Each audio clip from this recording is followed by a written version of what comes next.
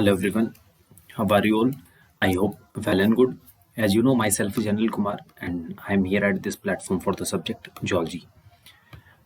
So जो हमारे regular session थे उनमें हम हमारे ह्यूमन फिजियोलॉजी के segment breathing and exchange of gases वाले चैप्टर के इंट्रोडक्टरी पार्ट को डिस्कस करा था हमने, और उसके बाद हमने रेस्पिरेटरी ऑर्गन्स का डिस्कशन करा था, जिसमें कि डिफरेंट टाइप के जो एनिमल्स हैं, ठीक है, उनमें कौन से फैक्टर हैं जो कि उनमें अलग अलग टाइप के रेस्पिरेटरी ऑर्गन्स या फिर ब्रीदिंग ऑर्गन्स को डेवलप करते हैं। तो दो फैक्टर हमने देखे थे, जैसे कि हैबिटेट, जहाँ पर कि कोई एनिमल रहता है, और दूसरा उसका बॉडी ऑर्गेनाइजेशन का लेवल। ये दो फैक्टर जो हैं वो डिसाइड करते हैं कि किसी भी एनिमल में रेस्पिरेटरी ऑर्गन का टाइप या फिर ब्रीदिंग ऑर्गन का टाइप क्या होगा, ठीक है। और उसके बाद हमें डिस्कस करना है आज का सेगमेंट जो है, या फिर आज का जो सेशन है उसकी थीम रहेगी मैकेनिज्म ऑफ ब्रीदिंग, ठीक है। तो सबसे पहले ब्रीदिंग में हमने क्या देखा था? ब्रीदिंग में हमने बताया था कि ब्रीदिंग एक ऐसी प्रोसेस है जिसमें दो स्टेप बेसिकली इंक्लूडेड है, या फिर दो प्रोसेस इसमें होती हैं, ठीक है। तो पहली प्रोसेस जो है वो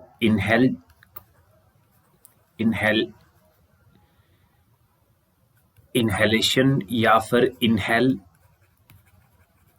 ऑफ गैसेस होता है, जिसे अपन क्या बोल देते हैं, इसे हम मेडिकल टर्मिनोलॉजी या फिर हमारी साइंटिफिक टर्मिनोलॉजी में इसे बोल देते हैं इंस्पायरेशन, ठीक है, इंस्पायरेशन, ठीक है।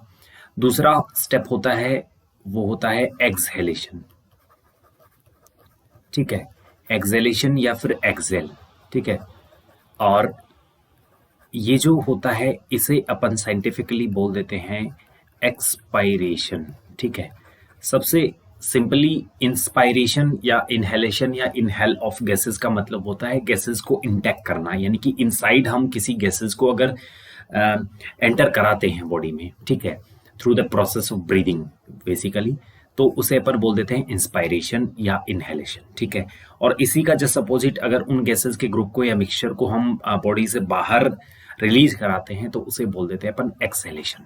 तो मैकेनिज्म ऑफ ब्रीदिंग जो है इसमें हम दो चीजों को डिस्कस करने वाले हैं, ठीक है। तो ब्रीदिंग हमारा मेन टाइटल रहेगा, ठीक है।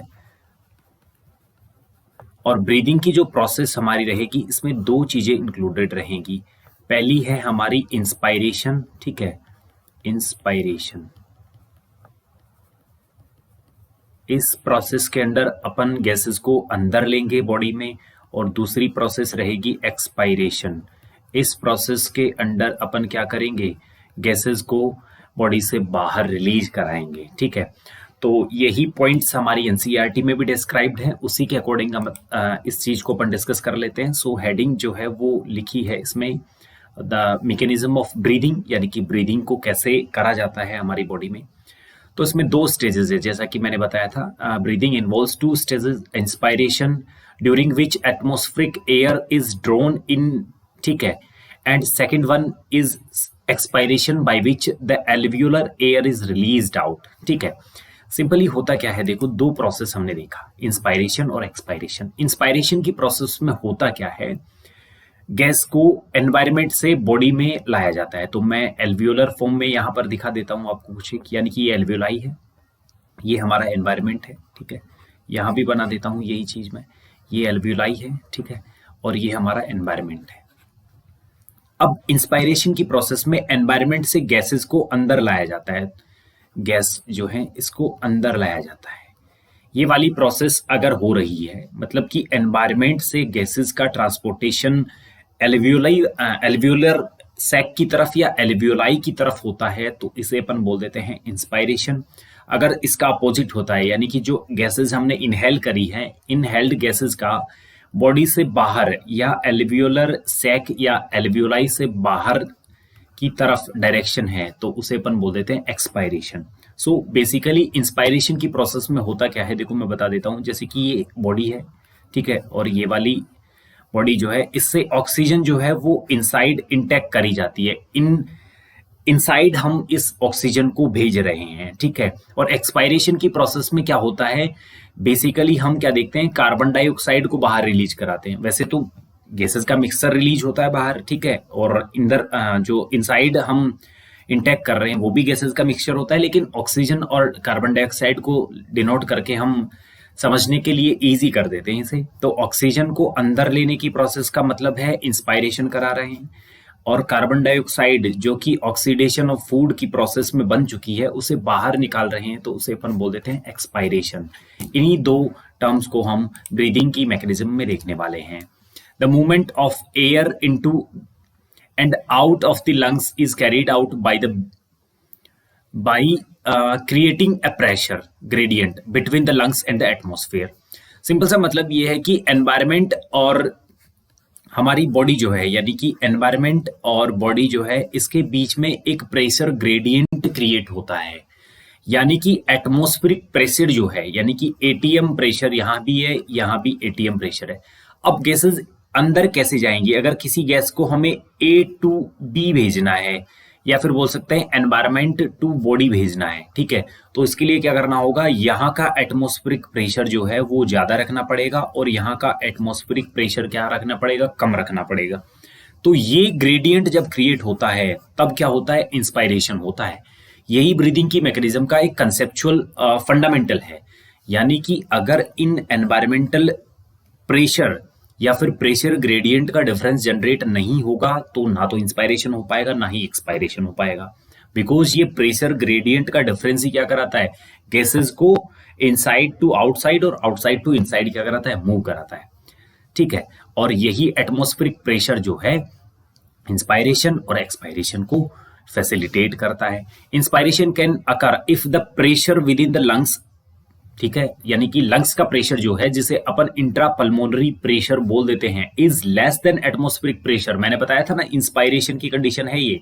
इंस्पायरेशन तभी होगा जब इंट्रा पल्मोनरी प्रेशर कम, ठीक है, इंट्रा पल्मोनरी प्रेशर आईपीपी एक बार बोल देते हैं, अगर कम होगा तब क्या होगा, इंस्पायरेशन होगा, इंस्पायरेशन, ठीक है। लेकिन अगर इसका उल्टा हो गया, आईपीपी इंट्रा पल्मोनरी प्रेशर ज्यादा हो गया तो क्या होगा, एक्सपायरेशन, ठीक है। मतलब कि यहाँ पर इंस्पायरेशन तो नहीं हो पाएगा सेकेंड वाली कंडीशन में, लेकिन फर्स्ट वाली कंडीशन में इंस्पायरेशन हो सकता है इजी वे में, ठीक है। यहाँ क्या होता है, यहाँ आईपीपी डाउन है, कम है, मतलब है कि एटमॉस्फेरिक प्रेशर क्या है, एटमॉस्फेरिक प्रेशर ज्यादा है एनवायरमेंट का, ठीक है, जबकि लंग्स का या फिर एल्वियोलाई का एटीएम प्रेशर क्या है, कम है। ये कंडीशन लागू होती है हमारे इंस्पायरेशन की कंडीशन में। लेकिन यहाँ वाली कंडीशन में क्या होता है, लंग्स का एटमॉस्फेरिक प्रेशर या फिर ग्रेडियंट क्या होता है, ज्यादा होता है, और यही वजह है कि फिर इस कंडीशन में क्या नहीं हो पाता है, इजी से इंस्पायरेशन नहीं हो पाता है। There is a negative pressure in the lungs with respect to atmosphere pressure, ठीक है, कम है यहाँ पर प्रेशर, मतलब कि नेगेटिव प्रेशर है, नेगेटिव अपन वैल्यू इसका बोल सकते हैं। सिमिलरली एक्सपायरेशन होता है तो क्या होता है, जब इंट्रापल्मोनरी प्रेशर ज्यादा होता है एटमॉस्फेरिक प्रेशर से, यही मैंने बताया, ठीक है। देखो हमने अभी डिस्कस करा है कि इंट्रापल्मोनरी प्रेशर अगर एनवायरमेंटल प्रेशर से ज्यादा है, देखो यहाँ पर आईपीपी ज्यादा है as compare to environmental atmospheric pressure, ठीक है, तो यहाँ पर एक्सपायरेशन की कंडीशन होती है, ठीक है, ये हो गया। फिर मैं बात करूं, होता है इसमें डायफ्राम का भी एक रोल रहता है, ठीक है, the diaphragm and specialised set of muscles, ठीक है, जैसे कि एक्सटर्नल इंटरकोस्टल और इंटरनल इंटरकोस्टल मसल्स होती हैं जो कि रिब्स के बीच में प्रेजेंट होती हैं, ये भी इस ग्रेडियंट को जनरेट करने में हेल्प करती है, ठीक है।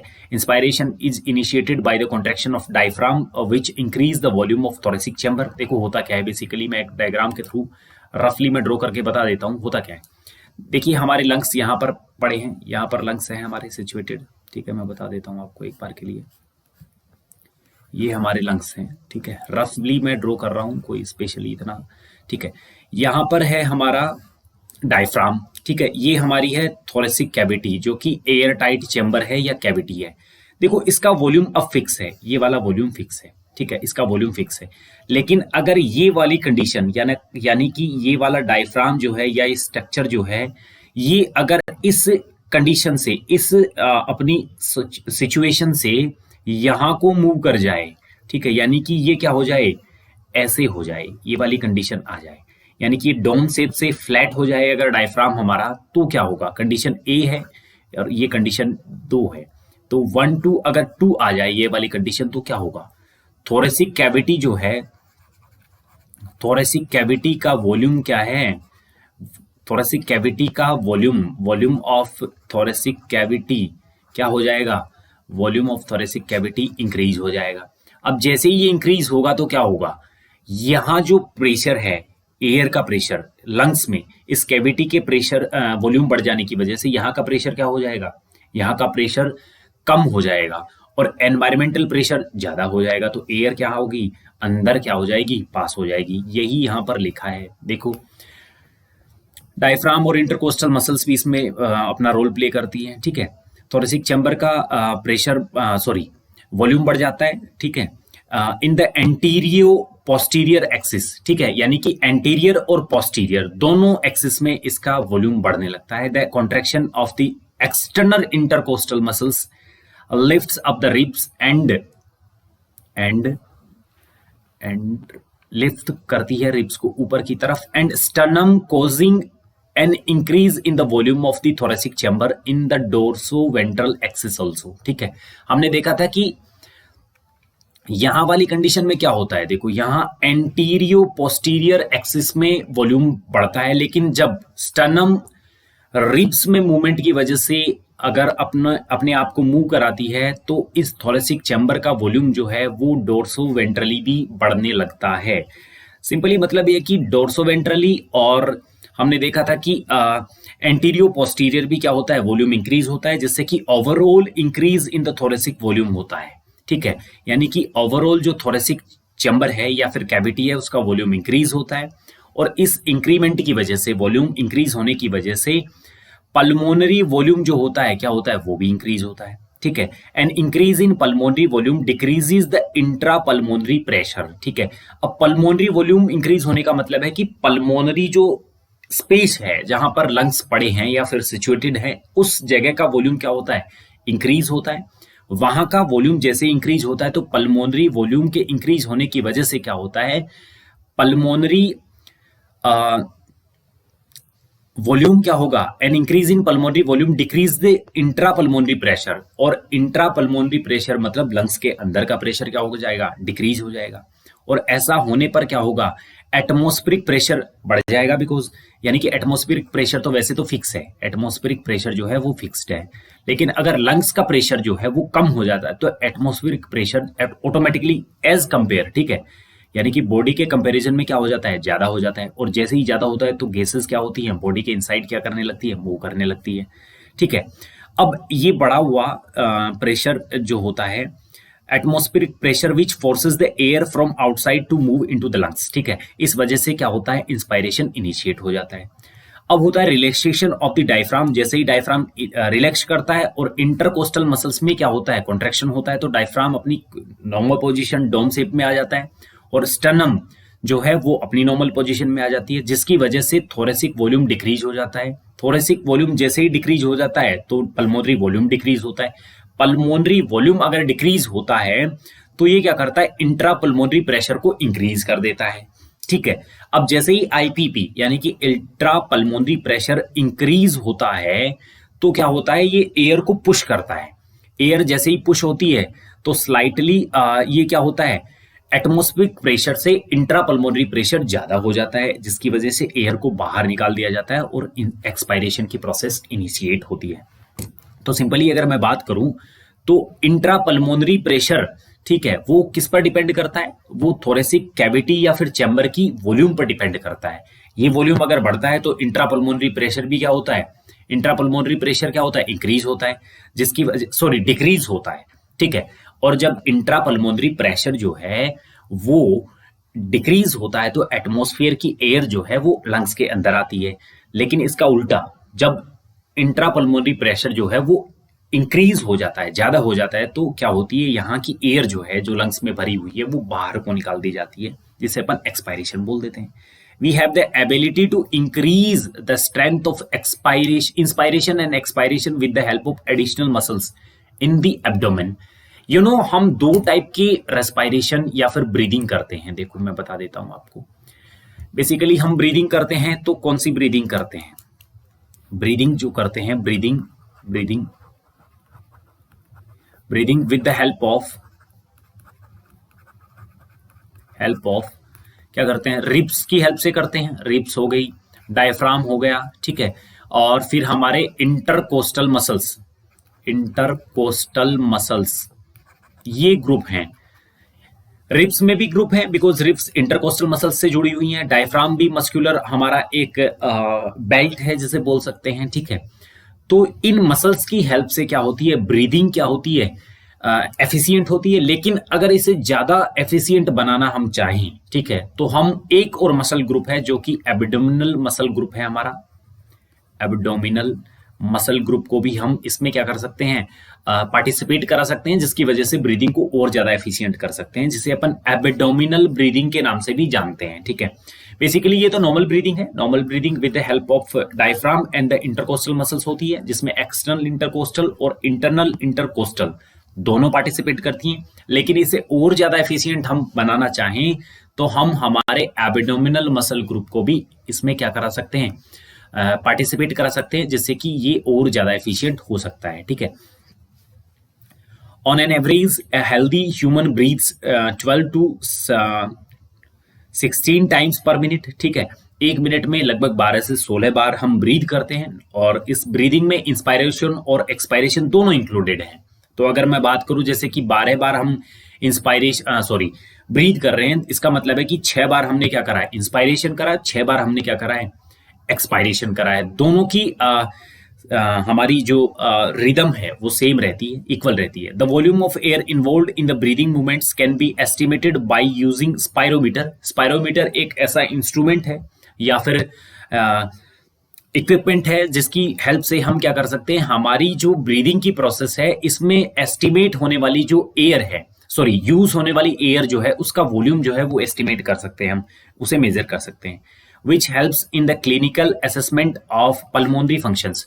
पल्मोनरी फंक्शंस का मतलब होता है कि हमारे लंग्स किस टाइप से काम कर रहे हैं, इनका वर्किंग मैकेनिज्म या फंक्शनिंग एबिलिटी प्रॉपर मैनर में चल रही है या फिर नहीं चल रही है। इस चीज को चेक करने के लिए हमें एस्टिमेट करना होगा स्पायरोमीटर की हेल्प से ब्रीदिंग की प्रोसेस में इन्वॉल्व होने वाले एयर के वॉल्यूम को। अगर ये एयर का वॉल्यूम यानी कि हम फर्दर रेस्पिरेटरी वॉल्यूम और कैपेसिटीज का डिस्कशन करेंगे, वो नॉर्मल वैल्यू को सेटिस्फाई करता है, दैट मीन्स हमारी पल्मोनरी फंक्शनिंग जो है वो नॉर्मल है यानी कि प्रॉपर है। अदरवाइज यहां पर कोई ना कोई डिफेक्ट हो सकता है। तो ये बेसिक सा डिफरेंस था हमारा। अब देखो इसमें क्या लिखा है, इसमें लिखा है, देखो कंडीशन दे रखी है, दो कंडीशन है। पहली कंडीशन इंस्पायरेशन की है और दूसरी कंडीशन है एक्सपायरेशन की। इंस्पायरेशन में हमने क्या देखा था, इंस्पायरेशन में होता क्या है, इंस्पायरेशन में एयर अंदर को आती है। एयर अंदर को कब आती है, जब क्या होता है, रिब्स और स्टर्नम क्या होते हैं, रेज करते हैं, ठीक है, मतलब कि ये बाहर की तरफ जाते हैं। तो क्या होता है, थोरेसिक जो कैविटी है इसका वॉल्यूम क्या होता है, इंक्रीज होता है। और यहां साथ ही साथ क्या होता है, डायफ्राम भी कॉन्ट्रैक्ट करता है, तो ये डोम शेप से क्या हो जाता है, फ्लैट हो जाता है, जिसकी वजह से यहाँ का जो वॉल्यूम है, ये वाला वॉल्यूम जो है वो इंक्रीज होता है। ये वॉल्यूम जैसे ही इंक्रीज होता है तो यहाँ पर क्या होता है, IPP intra pulmonary pressure decrease होता है, एयर अंदर को चली आती है। जस्ट अपोजिट होगा, रिब्स क्या होंगी, ये अंदर की तरफ, ठीक है, या देखो लिखा है कि return into its original position, जिसकी वजह से यहाँ की तरफ ये प्रेशर बनाएंगी, जिससे volume of thoracic cavity decrease होगा। डायफ्राम भी रिलैक्स होकर अपनी डोम शेप कंडीशन में आ जाता है, जिसकी वजह से यहाँ का जो प्रेशर है ये कम हो जाएगा। प्रेशर कम होने की वजह से IPP क्या हो जाएगा, इंक्रीज हो जाएगा। IPP ज्यादा होने की वजह से एयर को एक्सपेल कर दिया जाएगा, बाहर निकाल दिया जाएगा, ठीक है। तो ये कंडीशन हो गई हमारी ब्रीदिंग की, यानी कि ब्रीदिंग में दो चीजें इंक्लूडेड हैं। पहला है हमारा इंस्पायरेशन यानी कि इनहेलेशन ऑफ गैसेस, दूसरा है एक्सपायरेशन यानी कि एक्सहेलेशन ऑफ द गैसेस, ठीक है। ये दो हमारी स्टेजेस होती हैं हमारी ब्रीदिंग की प्रोसेस में। अब फर्दर हम डिस्कस करेंगे रेस्पिरेटरी वॉल्यूम और कैपेसिटीज को, जिसको ध्यान में रखते हुए हम एस्टिमेट कर पाएंगे कि हमारी पल्मोनरी फंक्शनिंग प्रॉपर है या फिर इम्प्रॉपर है, ठीक है। तब तक के लिए थैंक्स।